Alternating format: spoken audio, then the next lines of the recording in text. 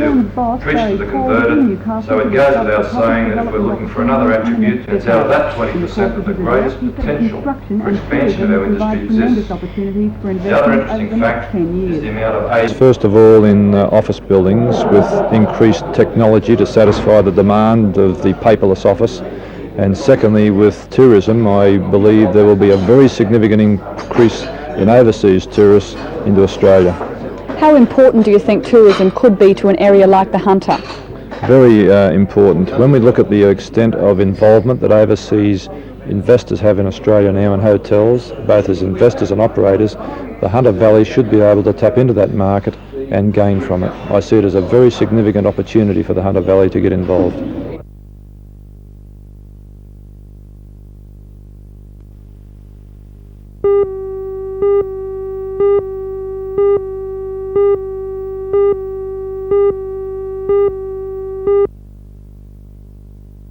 The ministerial visit began with tours of inspection of Ganinans, Ramsey Fiberglass and the Carrington Slipways, all of these designed to reinforce the argument that Newcastle not only has the expertise and technology to handle major defence projects, but that in turn these defence projects are vital to the economy and well-being of the city. And that was precisely the message hammered home when Mr Beasley met the State Minister for Public Works, Laurie Brereton, and parliamentary colleagues for a briefing on the submarine assembly project, Newcastle style. If it gets the nod, it will take place on the greenfield site at the State Dockyards, a site that at the moment isn't put to much use. The project, with a total budget of more than $3 billion, is seen as crucial to Newcastle's continued existence as a major industrial seaport facility. Although the Minister was keen to point out that that's also the argument being equally applied by the governments of Victoria, South Australia and Western Australia. Mr Beasley told the submarine project lobbyists that a final decision is still 18 months away, and while greatly impressed by the facilities and industrial and technological expertise the dockyard has to offer, he wouldn't be drawn into any speculation on Newcastle's chances at this stage. He did impress upon the delegation, however, the totality of the project and the massive economic benefits available apart from the end assembly stage. They really ought to look for the totality of work that will be available to Australian industry, and in terms of employment and value, the assembly will very much be at the end of that process, and in fact there's going to be an enormous amount of work available in the electronics industry and in heavy engineering at places other than the final assembly site. So I'm trying to get them across that. But Newcastle certainly is presenting a very strong case.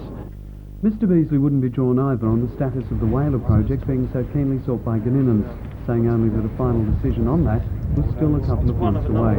The high-pressure aspects of his visit over with, Mr Beasley then joined a throng of RAF heavyweights for the official opening of the first two phases of the FA-18 project at Williamtown, which, combined with the arrival of the fantastic FA-18 fighters, is seen as the most significant development in the history of the RAF. So far, $48 million has been spent principally on an avionics centre, a new engine runner, a simulator, an engine maintenance shop, and a maintenance complex for the 481 Squadron in which the opening is held. And if further work progresses unimpeded, the project will come in some $17 million under the budget of $108 million.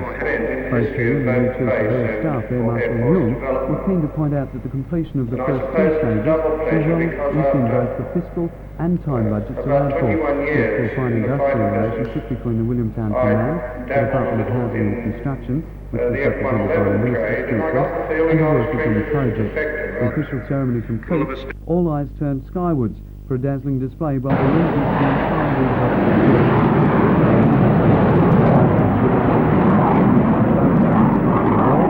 but after this display, there'd be few that could disagree.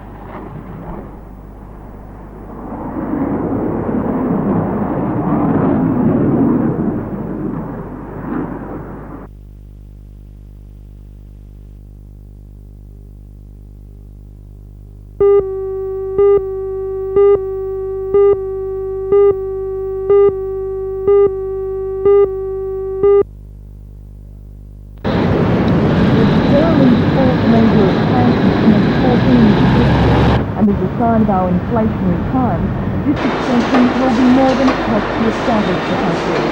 The $5 million expansion is due to the success of these culinary delights. The domestic demand for defence-style buns has been phenomenal, and the expansion will double the production, as well as creating 40 jobs. The whole production line will be duplicated You're in glorious technicolor. The must be maintained. The expansion will be a slow process, taking 2.5 years. Manager Alan Rogers. The company is going along very well at the moment. We've had a 20% increase in our case sales this year, and the place is bursting. Now, the big item seems to be croissants at the moment. What do you attribute that to? I don't know whether people are just looking for a change, but certainly it's taken off and it's far exceeded our expectations.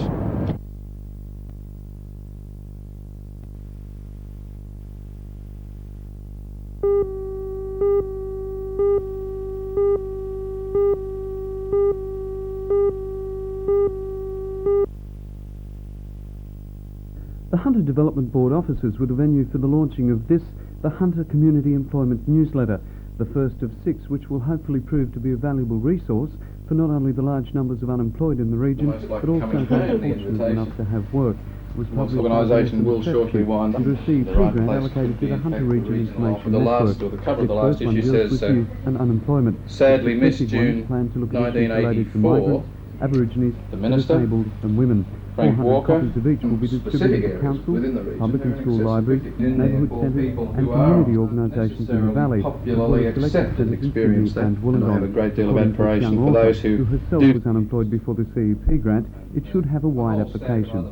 A lot of the young unemployed don't know what is what the options they have that are available to them, and I think the issue looks at various courses offered by CISs and the volunteer youth program.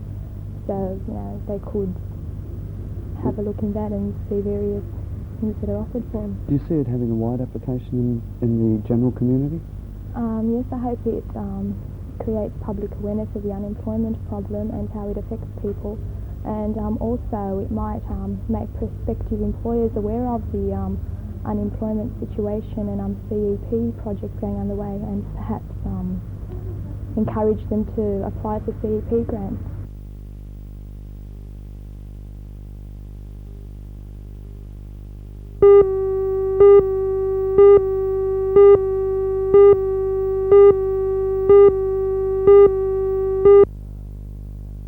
Sort of so far in netball to this representative level. Family commitment to yes, I think so. I don't think it's ever occurred before where there's been that many members of one family coaching rep teams at the one time, at the one championship. Is this sort of indicative of the way netball is, that perhaps it is a very, very family-oriented sport? I think so, especially it's a happy sport, it's a good clean sport, and in today's world I think that's very important. But then family was behind the scenes being part and parcel of the Newcastle netball team. It was only in February that Michelle Robinson followed in her mother's footsteps and won selection in the state under-19. The coaches, the school children and the adults. What do you expect? I hope I'll be able to guide them in lots of other things. Then of course Newcastle State Team J always does Altown proud in the top league, and it's this ongoing record of effort that Mrs. Watt and George Tracy out to continue this weekend at the state title. They love the sport. Tracy, one can't help but feel. And you feel going down with the under-18 team that perhaps you can come back with a win for Newcastle? Oh, definitely, we've got the team this year. Yes, you sound very confident, and I guess they've got the respect in you as they would perhaps in a more senior coach in age level. Oh, I hope so. I don't think it really matters what the age is, as long as you can get respect from the players.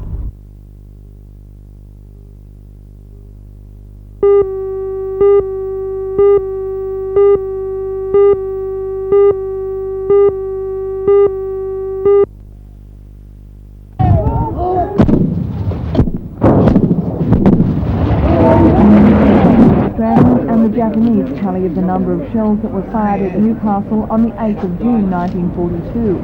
The Australians say 24, but the Japanese claim there were 10 more than that. But however many there were, this is the only one that's been handed in. The shell landed at BHP, but the piece of shrapnel from a bomb that exploded in Charnel Place tells another story. Peter Wilson, he was 9 when his mother, hearing the warning siren, took him out of his bedroom downstairs on that fateful night. The bomb, which was one of 3 that exploded, embedded shrapnel in Peter's bed. It will go alongside an unexploded shell in the Newcastle Military Museum.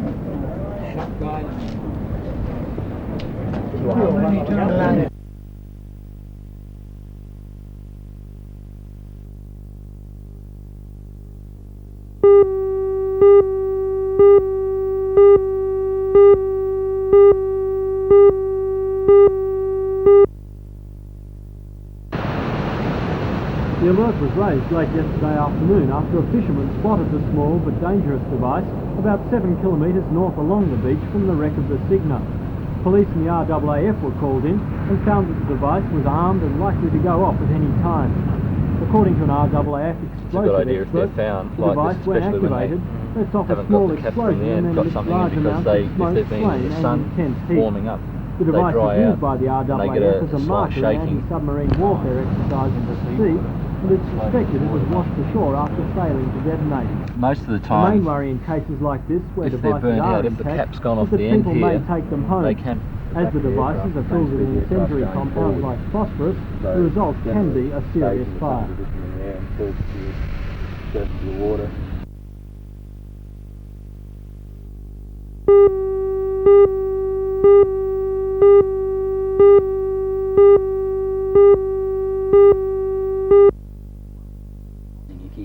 One of the men responsible for handing out I the don't want prize on that comma September up there, and 6th is you've Dr. typed Paul out a Kavanagh, whole page. a university lecturer who You know, is it's the very head of the exciting. I mean, judging it's much committee. more. His study is stacked with the 6,000 taking the paragraph here and moving it around to there. Dr. Kavanagh was largely responsible for beginning the prize 5 years ago. That first we'll year, give the you the winner was best room and Australia's you can have best-known it poet cheap, Les you know, Murray. there's no way. And this year, he Where is you one of the offer judges decent deciding amounts who of will money win to the the $2,000 prize first winners and prize offer them from the Hunter District decent Water payment Board. for their Aside from being the richest poetry competition in the country, the Matara Prize produces the only annual anthology of contemporary Australian poems. That's one of the reasons Dr. Kavanagh believes Newcastle has become our poetry But the thing capital. is that we now have the biggest poetry prize in Australia running from Newcastle. We attract entries from all over Australia, New Guinea, New Zealand, Israel, the United Kingdom, the United States. Do you think the success of the Matara Prize is an indication of the health of Australian poetry? Yes, indeed. I think that Australian poetry is very healthy. Last year I had the opportunity of editing for Poetry Australia an anthology of British poetry, and the comparison was very surprising. I was glad to see that our top-line poets are easily as good as those in England.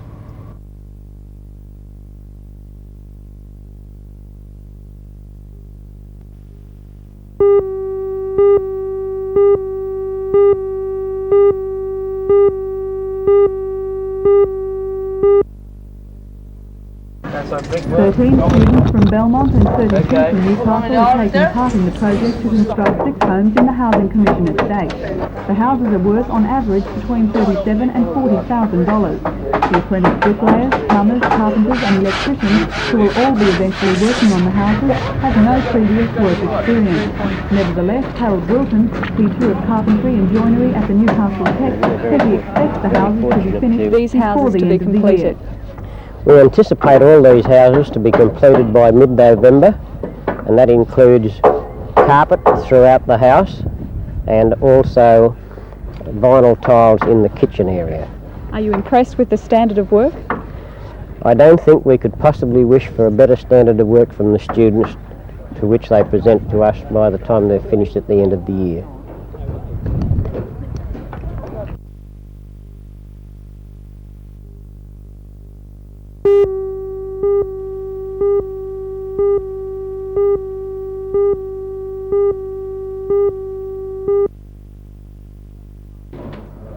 Council last night came out in favour of the proposal, which is expected to lead to an increase in development in the area and an easing of difficulties previously encountered by commercial developers.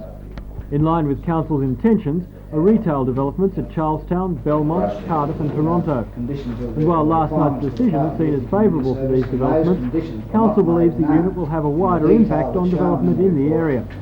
Lake Macquarie Mayor Alderman Jeff Pasterfield outlined the role of the planned unit. The council is looking at engaging a development management service which would endeavour to put together parcels of land for the purpose of being able to pave the way for major commercial development in our centres. What's prompted council to initiate this proposal? Well, it's been common knowledge for some time that it's very difficult for either private or council to be able to, private persons or council to be able to put together parcels of land sufficient for carrying out these kinds of developments in our commercial areas. And Council here is looking at the prospects of being able to utilise some of the lands that it has available, and to be able to encourage other people to look at perhaps even in the instance of conjoint venture.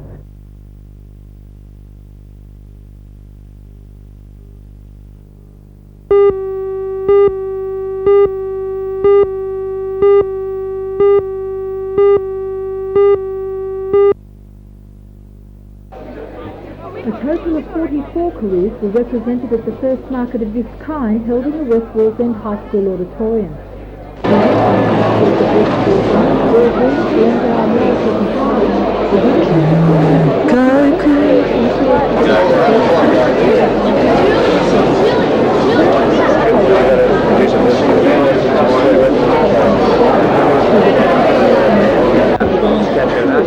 According to PEP representatives in town, the program was designed to encourage students to further their education, staying at school longer, This career market. Well, the options at West Wallsend aren't great for employment, so what we wanted to do was broaden the children's horizons so that they would at least look further than going into mining or shop assistance work, or just so that they at least have the option of having a look at different types of employment and seeing the possibilities.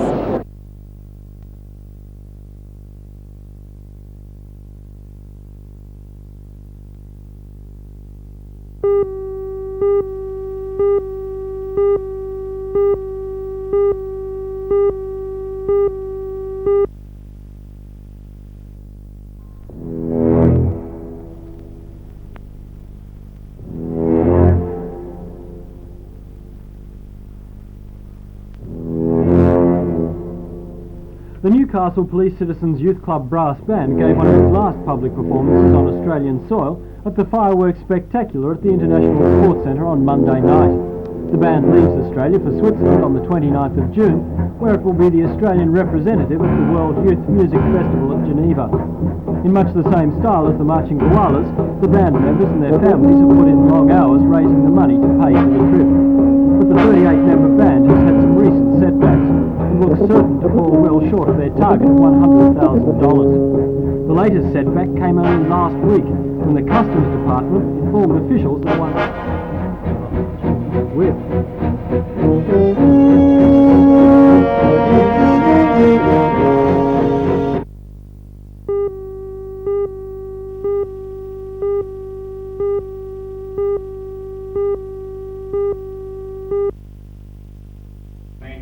The presentation of these awards to three of the state's top students was made at the Charlestown TAFE's annual prize presentation at Windale last night. The college's outstanding student was Bronwyn Rice from Merriweather, who not only took out the Charlestown Rotary Award as top student at the college last year, but also topped the state in the TAFE Horticulture Certificate. She received the TAFE Bronze Medal last night and intends continuing her landscaping business at Merriweather. Warren Perkins from Maxville topped the college in the greenkeeping trade course and was also named top golf green apprentice in the state. He works at the Maxville Golf Club. His fellow greenkeeping trade student, Mark Gorsey, was also chosen as the best in the state in his field as a bowling green apprentice. Thanks must be extended to those individuals and organisations.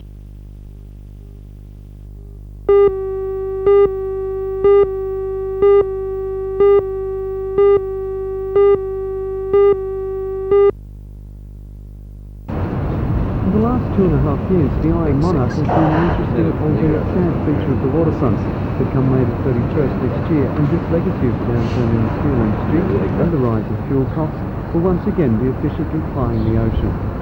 The decision to convert the engines of the Iron Monarch and to set her back to work not only signifies the growing fortunes of BHP shipping, but it also illustrates the growing expertise, competitiveness and efficiency of everyone involved in shipbuilding and engineering in Newcastle. In many ways, it could be the catalyst that could see a lot more overseas work being done here.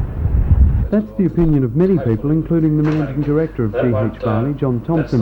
He's doing more than celebrating just the immediate generation of 70 jobs by earnestly canvassing will be coming to Newcastle for conversions. We are actively seeking that work now, and with this contract we would hope that we demonstrate to those prospective clients that number one, Varley's can do the work, and number two, Newcastle has the support to carry those contracts through to successful completion. According to John and project manager Jim Weatherby, the confidence of workers and unions in Newcastle in general, the efforts of federal parliamentary brothers Peter and Alan Morris, and the influence of the government's shipping subsidy have all combined to give new hope to the shipping industry locally. Well, we've had the prior experience, of course, of Carpenteri and Curtis, and they were both very successful conversions. We are blessed with a very capable design team here and a very capable supervisory staff. It's an interesting project, tremendous challenge, but notwithstanding, I feel it's going to be successfully carried out as we did in the two previous projects.